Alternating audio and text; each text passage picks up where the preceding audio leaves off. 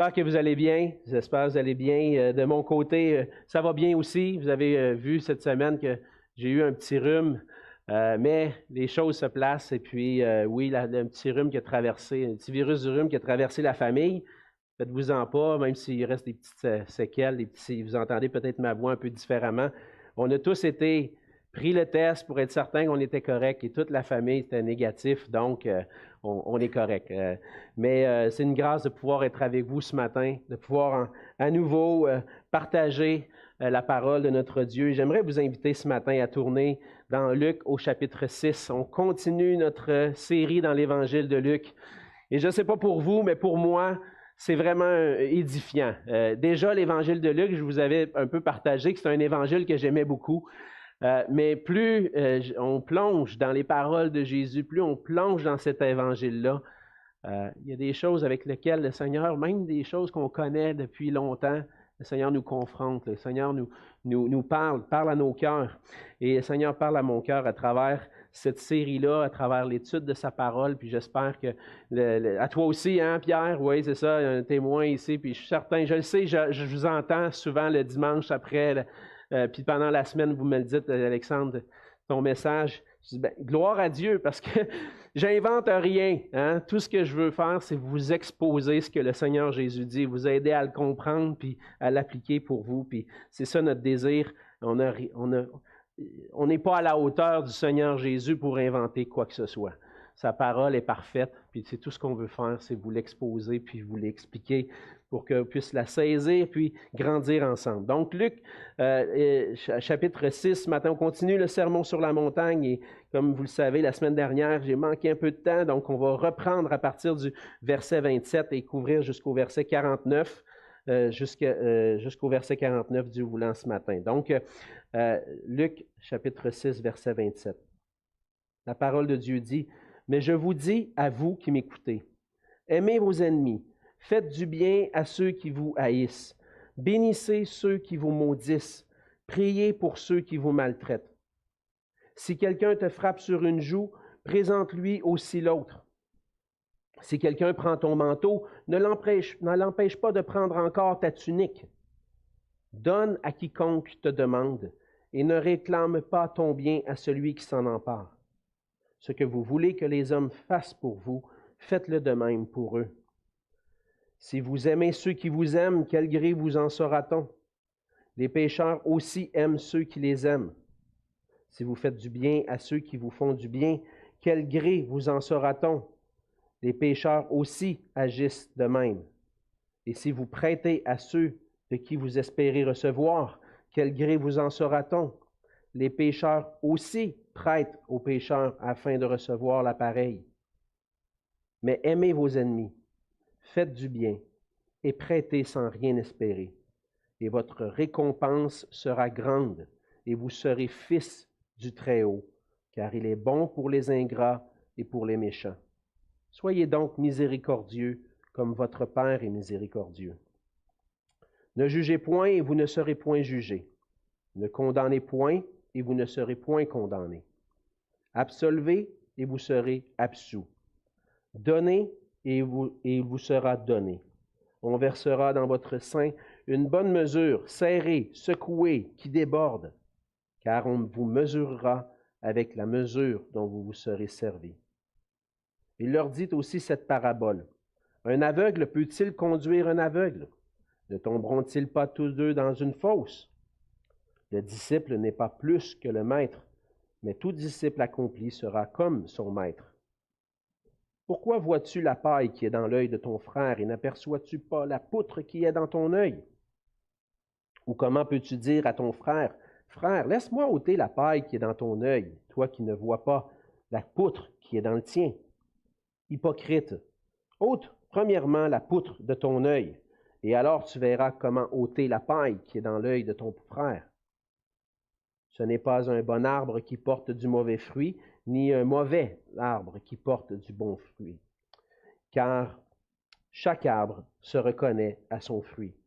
On ne cueille pas des figues sur des épines, et l'on ne vendange pas des raisins sur des ronces.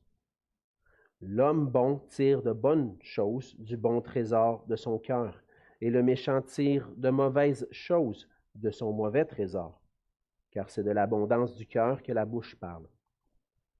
Pourquoi m'appelez-vous Seigneur, Seigneur, et ne faites-vous pas ce que je dis? Je vous montrerai à qui est semblable tout homme qui vient à moi, entend mes paroles et les met en pratique. Il est semblable à un homme qui, bâtissant une maison, a creusé profondément et a posé le fondement sur le roc. Une inondation est venue et le torrent s'est jeté contre cette maison sans pouvoir l'ébranler parce qu'elle était bien bâtie. Mais celui qui entend et ne met pas en pratique est semblable à un homme qui a bâti une maison sur la terre sans fondement. Le torrent s'est jeté contre elle. Aussitôt, elle est tombée et la ruine de cette maison a été grande. Prions ensemble. Seigneur notre Dieu, on veut te dire merci pour le privilège qu'on a de pouvoir se présenter devant toi ce matin, de pouvoir se présenter dans ta présence, de pouvoir te louer, t'adorer et de pouvoir s'asseoir à tes pieds pour entendre ta parole. Seigneur, tu es le Dieu saint, le Dieu qui mérite toute adoration et un amour qui vient d'un cœur entier pour toi.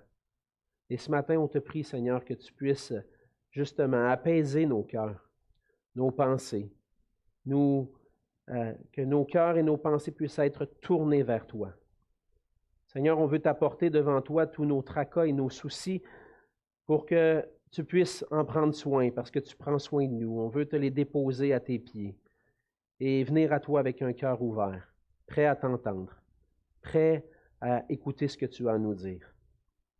Et Seigneur, dans ces paroles qu'on a lues ce matin, pour ceux que ça fait longtemps qu'ils t'appartiennent, qui sont chrétiens, peut-être que ça fait plusieurs fois qu'ils les entendent, peut-être que ça fait plusieurs fois qu'on les lit dans notre lecture personnelle. Mais je suis convaincu, Seigneur, qu'à toutes les fois qu'on lit ta parole, même si on l'a déjà entendu, tu veux faire une œuvre particulière à ce moment précis dans nos cœurs. Et c'est ce que je te prie, Seigneur, que tu puisses venir faire cette œuvre, même si c'est des choses qu'on a entendues souvent, que tu puisses prendre cette parole, l'enraciner dans nos cœurs, afin qu'elle puisse porter du fruit pour toi et pour ta gloire. Mets ta main sur ma bouche, Seigneur, afin que je puisse communiquer clairement ces paroles à ton peuple et qu'ensemble on puisse grandir dans une vie pour ta gloire qui t'honore. Et c'est dans le nom de Jésus que je te prie. Amen. Amen. La semaine dernière, on a commencé à voir ensemble cette partie de l'Évangile de Luc où Luc nous partage le sermon sur la montagne, le sermon de Jésus à ses disciples. Et puis, comme je l'ai mentionné un peu la semaine dernière, et je vais reprendre un peu les idées que j'avais commencé à développer parce que, comme vous le savez, je n'avais pas terminé. Et puis, en même temps, je pense que ça vont se rattacher au message d'aujourd'hui. Et puis, la semaine dernière, on avait mentionné que de plus en plus dans notre société, les gens nous encouragent à nous entourer de personnes qui vont nous aimer ou nous accepter tels que nous sommes. Ils ne vont pas exiger de nous qu'on soit d'une manière ou d'une telle manière, ou qui ne vont pas exiger qu'on soit changé. Hein? On nous encourage à dire, enlève les influences négatives, là, les pensées négatives ou les gens qui voudraient te changer. Élimine ça de ta vie. Garde dans ta vie ceux qui sont positifs, ceux qui te prennent comme bien. C'est facile de dire j'aime ceux qui sont comme moi, puis je vais me faire aimer par ceux qui vont m'accepter. Dans le fond, je veux m'entourer de gens qui vont me flatter dans le sens du poil, comme on dit, hein, l'expression, on va flatter dans le sens du poil. Donc, on veut s'entourer de ce genre de personnes-là. Mais la nature de l'homme, lorsqu'elle est comparée au standard de Dieu, contrairement au standard de notre culture, la parole de Dieu nous dit que notre nature a besoin de changement. Notre nature a besoin d'être transformée. Pour ne pas vivre selon les standards du monde ou pour se faire accepter par le monde, mais plutôt de vivre selon les standards de Dieu. Et ce que Dieu veut faire pour nous, c'est nous transformer. Il veut nous changer pour qu'on soit le reflet de qui il est. Il veut qu'on manifeste aux gens, au monde, que nous sommes des enfants de Dieu, des vrais disciples de Jésus-Christ. Et on a besoin, en tant qu'enfants de Dieu, de comprendre cette différence-là entre un standard selon le monde et le standard de Dieu, que Dieu exige de nous. Ce matin, on continue cette étude dans le Sermon sur la montagne, et comme on l'a vu, il y a une multitude de disciples autour de Jésus, après que Jésus ait choisi ses apôtres, une multitude de ses disciples qui sont là. Il y a même des gens qui viennent d'ailleurs, une foule qui est rassemblée, et Jésus commence à les enseigner. Et dans son enseignement, Jésus confronte les gens et nous confronte avec ce que c'est être un disciple, un véritable disciple de Jésus-Christ. Être un disciple de Jésus, ça demande de manifester une façon de penser et des attitudes entièrement différentes de celles qui nous sont naturelles. Être un disciple de Jésus demande un changement profond dans notre personne afin de refléter que nous sommes véritablement des enfants de Dieu et des disciples de Christ. Et donc, à travers ce passage, on va continuer de voir ensemble que Jésus est le roi qui transforme nos cœurs pour que nous puissions aimer et faire grâce comme il nous a aimés et comme il nous a fait grâce. On a déjà vu les caractéristiques de vrais disciples. On a commencé la semaine dernière en voyant 2 de ces caractéristiques-là. Une des caractéristiques d'un vrai disciple, c'est celui qui écoute la parole de Dieu et qui la met en pratique. Et on va voir ça encore une fois ce matin.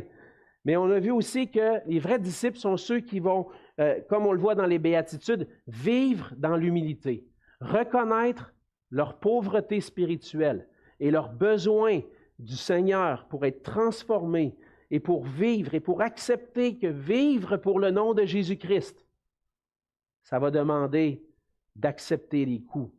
Ça va demander d'accepter d'être rejeté, mais qu'il y a une récompense liée à ça. Et donc, devenir un disciple de Christ, ça demande l'humilité, de dire, Seigneur, je me soumets à toi, et quoi qu'il arrive, je veux vivre pour toi.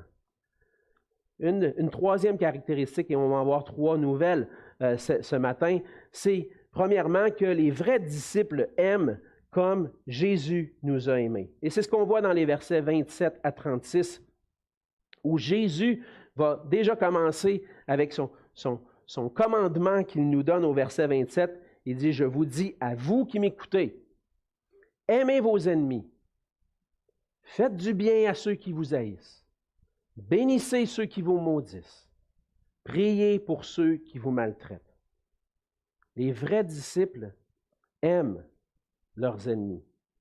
Les vrais disciples aiment ceux qui leur font du mal. Si je suis un disciple de Jésus-Christ, le standard est différent de celui du monde. Dans le monde, on dit, on va nous encourager à aimer ceux qui sont aimables, à ceux qui nous font du bien, à ceux qui... C'est positif d'être autour d'eux, puis lui, je l'aime bien, c'est un bon gars, c'est une bonne fille, je l'aime, et puis on va s'aimer comme ça. Mais quand c'est la question d'aimer un ennemi ou quelqu'un qui est contre nous ou quelqu'un qui nous fait du mal, ça ne rentre pas vraiment dans les standards de notre société. Et en fait, ce que Jésus est en train de demander là, c'est le standard que Dieu place. Le standard des hommes et le standard de Dieu, il y a vraiment une différence. Un écart grand, tellement grand. Et puis on pourrait dire, Seigneur, mais c'est difficile. Ou même on pourrait dire, c'est pas difficile, c'est impossible de vivre comme ça. C'est impossible, Seigneur, de dire au verset 31, « Ce que vous voulez que les hommes fassent pour vous, faites-le de même pour eux. » Je comprends la logique, Seigneur, mais c'est tough, c'est difficile d'aimer mon ennemi, d'aimer celui qui me fait du mal. Et en fait, c'est vrai que c'est difficile, puis c'est même impossible. C'est vrai, humainement, à cause de notre nature. Mais lorsqu'on devient un disciple de Jésus-Christ, le Seigneur Jésus vient dans notre vie, nous transforme et nous rend capables d'aimer comme il nous a aimés, d'aimer même nos ennemis. Le standard du monde dit, Aime ceux qui te font du bien. Le standard de Dieu dit, aime ton ennemi. C'est pas naturel, ça. C'est pas naturel parce que déjà, moi, pour avoir vécu une certaine, peut-être la moitié de ma vie à ce point-ci, je ne sais pas, peut-être moins, peut-être plus, j'ai assez vite compris que ma façon naturelle de réagir, c'est pas d'aimer celui qui me fait du mal. J'ai appris assez tôt avec mon frère, entre autres. Et quand il y en a un qui te donne une volée, mais ta réaction, c'est de je vais y en donner une, moi aussi. Hein? C'est quelqu'un qui me dit une bêtise. Puis toi, tu t'es pas vu, toi, hein? Tout de suite, la réponse facile. Tu me donnes une volée, je vais t'en donner une. Tu me donnes une insulte, je vais t'en donner une. Ça, c'est la façon de réagir, puis c'est bien normal, hein? Lui, moi, je ne le laisserai pas passer, je ne me laisserai pas manger la laine sur le dos, moi, hein? Tu vas voir, moi. Non. Jésus dit, si t'es mon disciple, c'est pas comme ça. Quelqu'un te donne une volée, sois prêt à en recevoir une autre. Prépare-toi à en recevoir une autre puis à l'accepter. Quelqu'un te lance une insulte, réponds pas avec une insulte, réponds avec amour. Si quelqu'un vient te voler, laisse-toi voler. Et là, hein, wow, là, Seigneur, là, ça ne fait pas d'allure, là, il y a une justice dans le monde, là, quand même. Pas toujours une question de juste, mais je pense que Jésus montre réellement, voici le cœur que vous devriez avoir. Ça ne veut pas dire que si quelqu'un vient voler, je vais me laisser toujours faire, puis let's go, venez chez nous, prenez tout ce que vous voulez. Mon attitude ne devrait pas être de vouloir garder mes biens. C'est un peu ça, hein? Puis d'être prêt à donner, ce que les gens pourraient me demander. Lorsque mon ennemi vient vers moi, puis dans le contexte, on comprend qu'Israël avait beaucoup des ennemis, les chefs romains, et puis les soldats romains, ils maltraitaient. Et puis, qu'est-ce que Jésus dit? Réponds avec amour. Vivre selon le standard de Dieu, c'est répondre avec amour à celui qui me fait du mal. Aimer mon ennemi. Faire du bien à celui qui ne m'aime pas. Bénir celui qui parle en mal de moi. Prier pour celui qui me maltraite. Ce n'est pas une façon naturelle d'aimer, mais par la grâce, le Seigneur Jésus vient et transforme nos cœurs pour qu'on puisse vivre de cette manière-là. Puis c'est ce que le Seigneur nous demande. Parce qu'on n'est plus du monde. On fait maintenant partie de la famille de Dieu. En Jésus-Christ, lorsqu'on place notre foi en lui, on devient ses disciples. Et on fait maintenant partie de la famille de Dieu. Et si le Seigneur me demande d'aimer à ce niveau-là, c'est parce qu'il veut que je manifeste mon Père céleste, les qualités de mon Père céleste aux gens autour de moi, même à mes ennemis. Le Seigneur nous dit au verset 36, « Soyez donc miséricordieux comme votre Père est miséricordieux. » On entend souvent l'expression « tel père, tel fils ». Quand j'étais plus jeune, mes parents avaient une entreprise, un supermarché, et puis on a grandi un peu dans la business, comme on dit. On a grandi dans l'entreprise, et puis on a appris jeune à travailler. On allait au magasin, on travaillait, puis les clients commençaient à nous connaître, mon frère et moi. Vous voyez des petits gars se promener dans le magasin, habillés avec leur sarrau, puis qui travaillaient, là, des petits jeunes de 10-12 ans. Le client disait, c'est qui cet enfant-là? Qu'est-ce qu'il fait là? Ben, c'est le petit garçon du boss.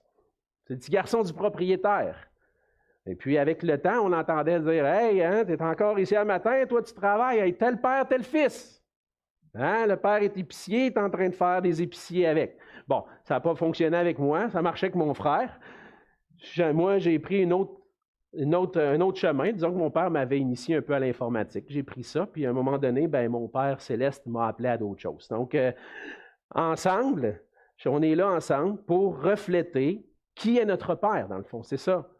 Père, notre Père est miséricordieux. On est des fils et des filles miséricordieux. Mais pour réussir à vivre ça et comprendre réellement quelle est la miséricorde que le Seigneur a manifestée envers moi, j'ai besoin de prendre le temps de méditer là-dessus pour pouvoir le refléter. Si je veux vivre comme mon Père a été miséricordieux, J'ai besoin de regarder à lui, puis regarder à sa parole. Comment est-ce qu'il a été si miséricordieux envers moi? Comment est-ce qu'il a été bon pour un ingrat et pour un méchant comme moi? Et lorsqu'on prend le temps de lire la parole, on voit que le Seigneur, notre Dieu, a aimé ses ennemis comme il nous le demande. La Bible dit que par nature, on est des enfants de colère. On est par nature des enfants de colère, des enfants rebelles à Dieu, des ennemis même de Dieu. On hérite d'une rébellion envers Dieu on a hérité ça de nos premiers parents, et puis ça se transmet parmi la race humaine. Une chose qui est certaine, c'est que quand il y a un enfant qui naît, par nature, il est rebelle à Dieu.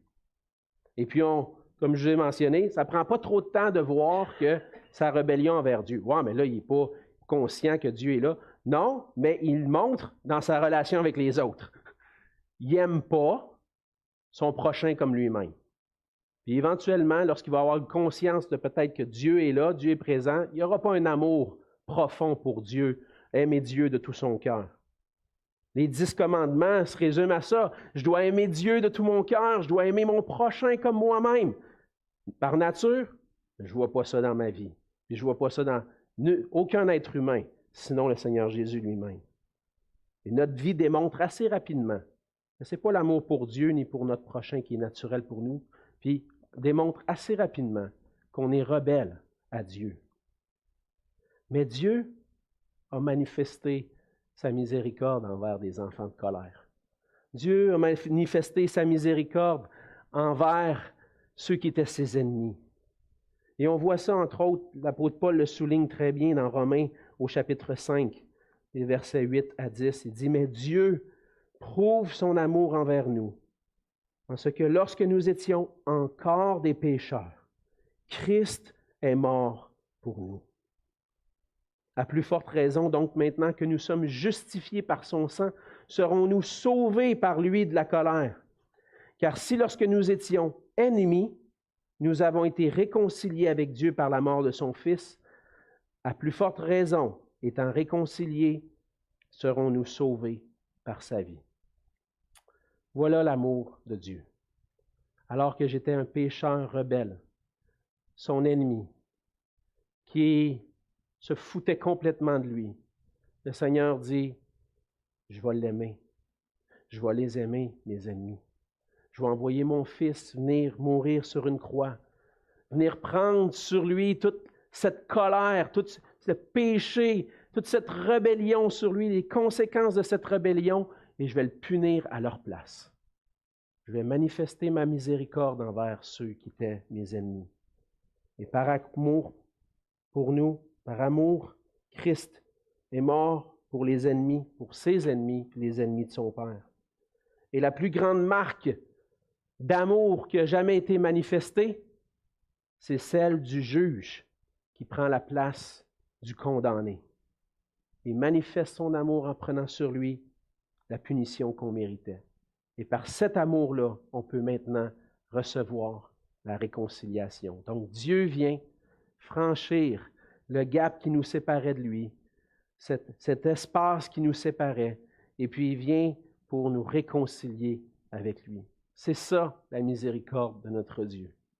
Il vient en Jésus-Christ pour se livrer et prendre sur lui nos péchés pour qu'on puisse avoir la réconciliation, être réconcilié avec lui, dans une harmonie parfaite qui commence maintenant et qui dure pour toujours, pour toute l'éternité.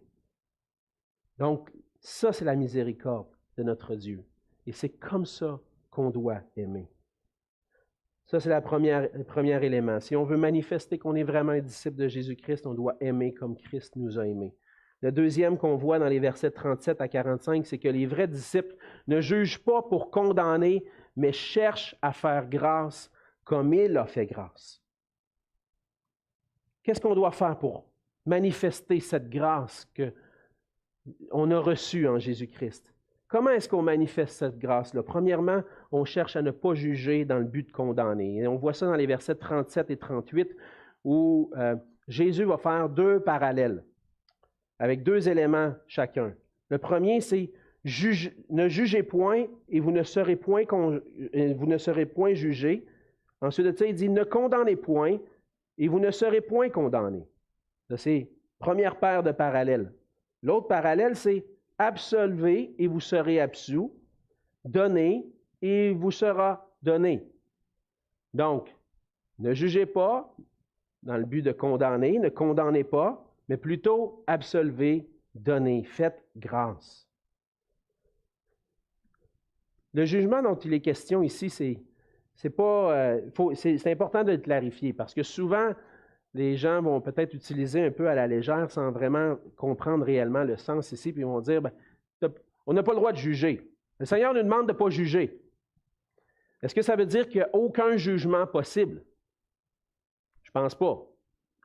Entre autres, on a des autorités qui ont été établies par Dieu. Hein? Il y a un jugement, il y a un ordre civil, il y a des autorités, et même il y a un ordre de justice dans notre société. Et ce jugement-là, cette justice-là, est là pour le bon fonctionnement, et c'est Dieu qui a mis ce jugement-là en place. C'est nécessaire.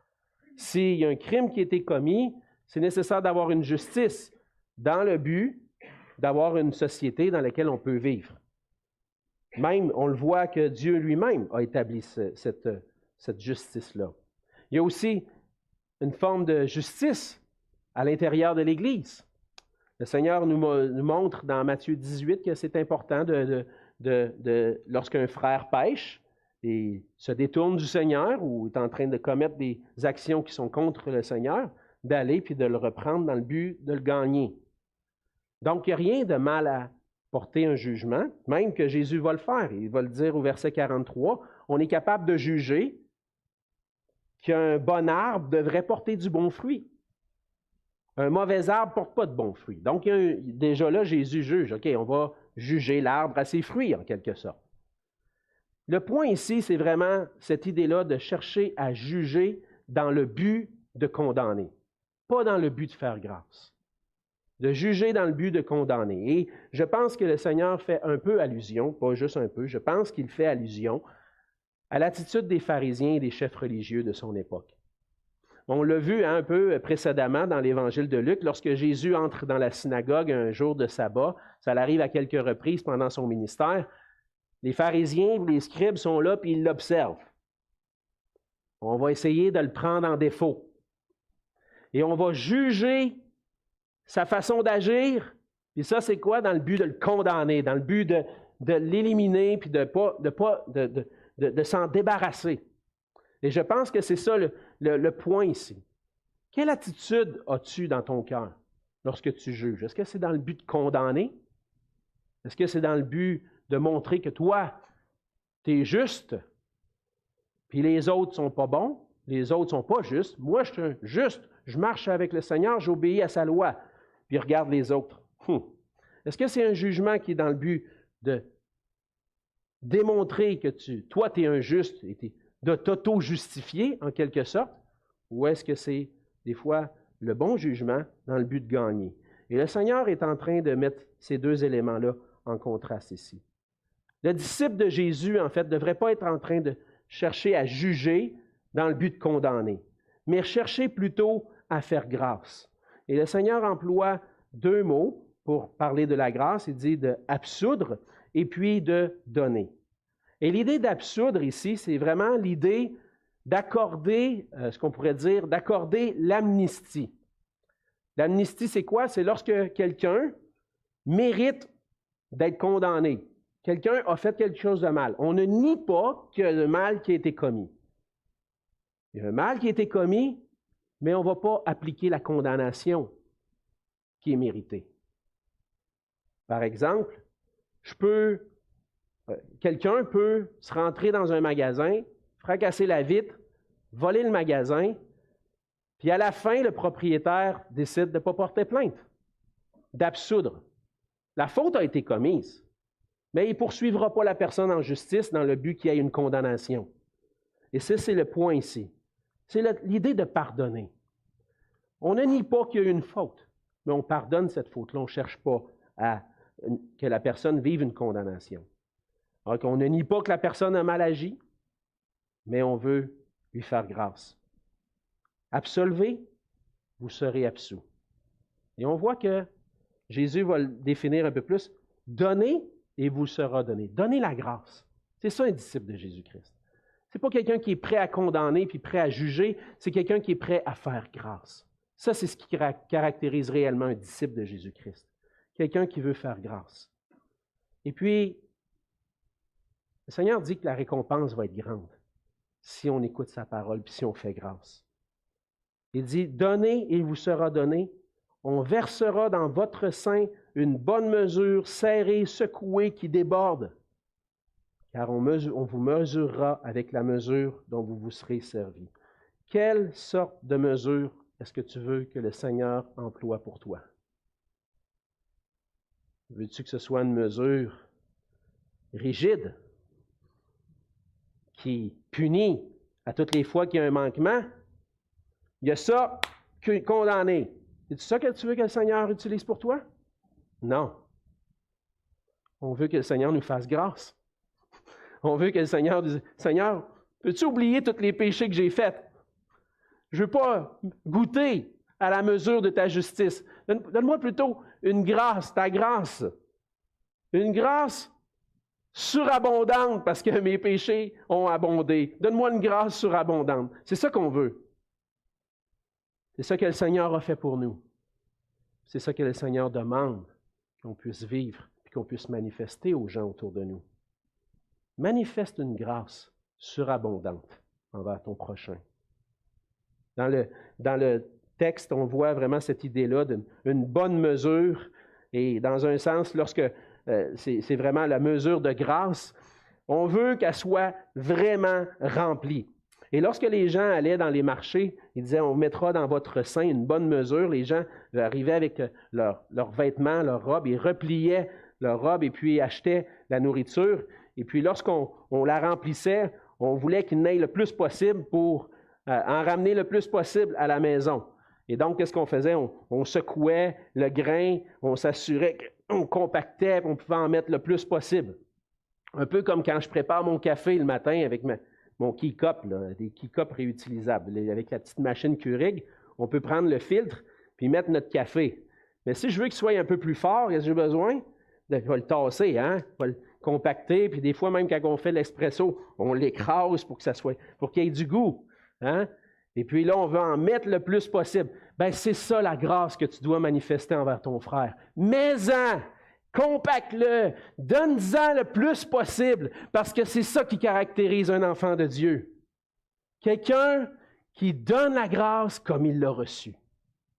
Ça, c'est un enfant de Dieu. Ça, c'est un disciple de Jésus-Christ.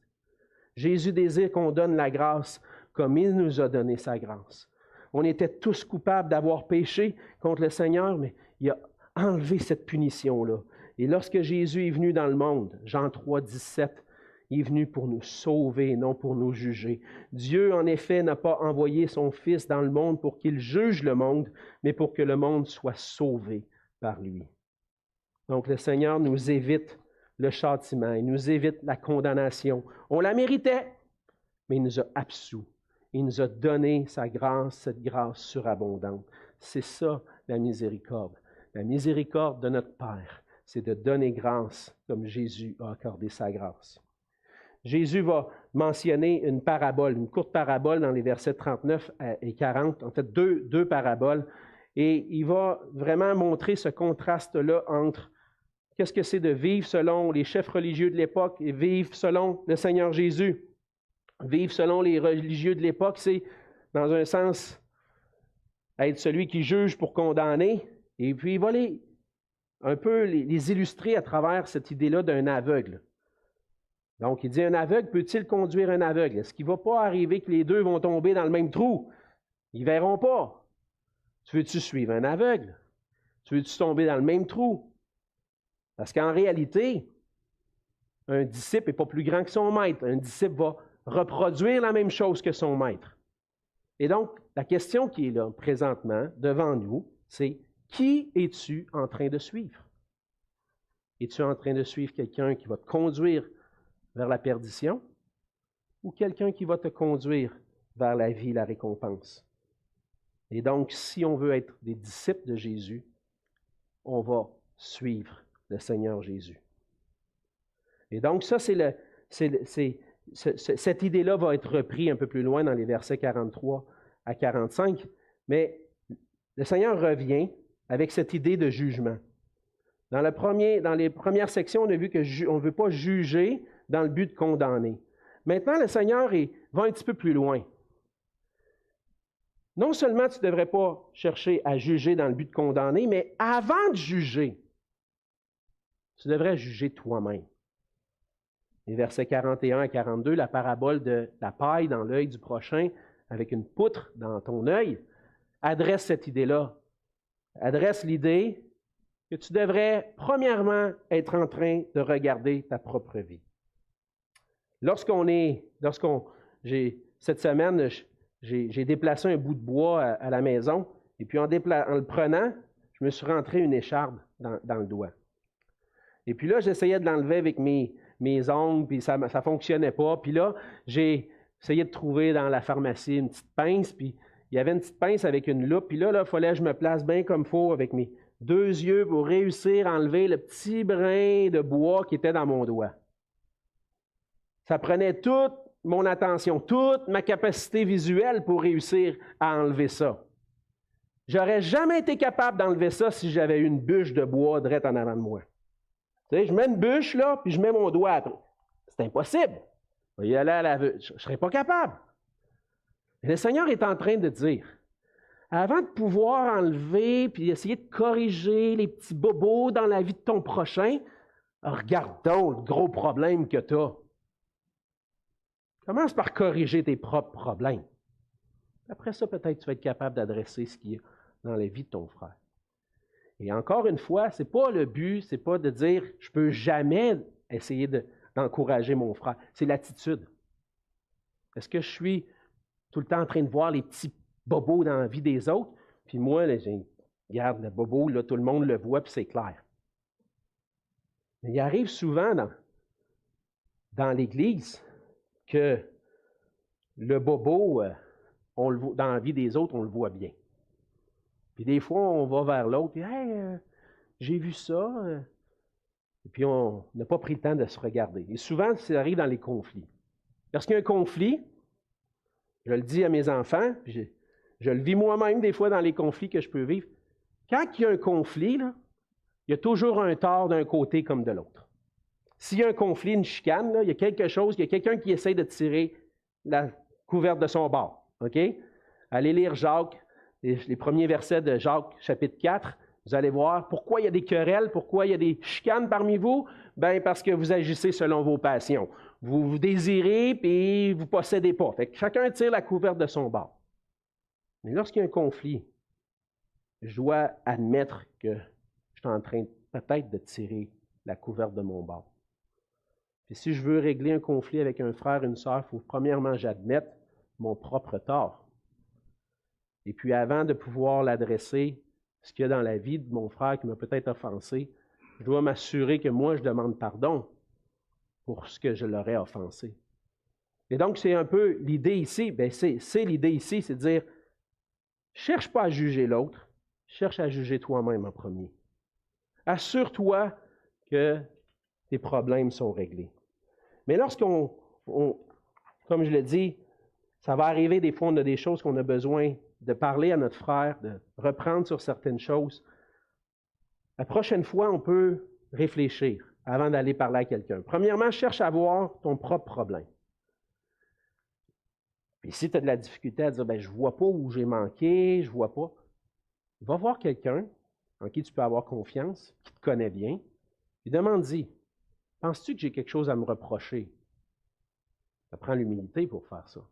Penses-tu que j'ai quelque chose à me reprocher? Avant que je puisse aller voir un tel pour réconcilier, j'ai-tu quelque chose, moi, à me reprocher? Puis être prêt à écouter, dire, j'ai peut-être de quoi travailler de mon côté. On doit travailler sur soi-même avec les moyens de grâce. Puis dans le fond, à la fin, assure-toi que le but, ce n'est pas de condamner, mais d'édifier dans l'amour. Donc, le vrai disciple devrait être plus préoccupé à travailler sur lui-même que faire les reproches aux autres. Et le Seigneur nous amène à cet endroit-là où on doit vraiment considérer de qui nous sommes les disciples. De qui sommes-nous les disciples? Parce qu'un bon arbre qui porte du mauvais fruit, ça ne se peut pas. Si je suis attaché à Jésus-Christ, je ne peux pas porter du mauvais fruit. Je suis attaché au bon arbre, je ne peux pas porter de mauvais fruit. Un bon arbre doit porter du bon fruit. Il n'y aura jamais de bon fruit qui va sortir d'un mauvais arbre. Puis le Seigneur conclut cette section-là en disant « L'homme bon tire de bonnes choses du bon trésor de son cœur », au verset 45, « et le méchant tire de mauvaises choses de son mauvais trésor, car c'est de l'abondance du cœur que la bouche parle. » Dans le fond, toute ma façon d'agir, d'aimer, de faire grâce, de ne pas juger, tout ça vient de mon cœur. De quoi est-ce que mon cœur est rempli? C'est là la question. Tout ce qui va sortir de moi vient de mon cœur. Qu'est-ce qu'il y a dans le trésor de mon cœur? Et le Seigneur nous dit, si tu veux qu'il y ait un bon trésor, reste attaché au bon arbre. Remplis ton cœur de ce trésor de la parole de Jésus-Christ. Que lui vienne et remplisse ton cœur de ses attitudes, de sa façon de penser, de son standard à lui. Parce que c'est de l'abondance du cœur que la bouche parle. C'est de l'abondance du cœur que les actions vont sortir. Et ce que j'ai besoin, c'est de désirer que mon cœur soit rempli de Jésus-Christ. Et prier, venir au Seigneur dans une attitude de prière. Seigneur, enseigne-moi à vivre selon tes standards. Aide-moi par ton esprit à non seulement juste l'avoir dans mon esprit puis d'être capable de juger les autres, mais que ça puisse descendre dans mon cœur pour que je puisse en sortir un bon trésor, des bonnes attitudes qui viennent d'un bon trésor. Seigneur, rends-moi comme toi. Je veux rester attaché à toi. Je veux te ressembler. Ça, c'est la deuxième caractéristique qu'on a vue ensemble. On a vu un vrai disciple aime comme Jésus aime. Il fait grâce comme Jésus fait grâce. Et finalement, dans les versets 46 à 49, les vrais disciples suivent Jésus en obéissant fidèlement à ses enseignements. Et là, on arrive à la fin, à la conclusion du sermon sur la montagne. Et Jésus nous place devant cette question.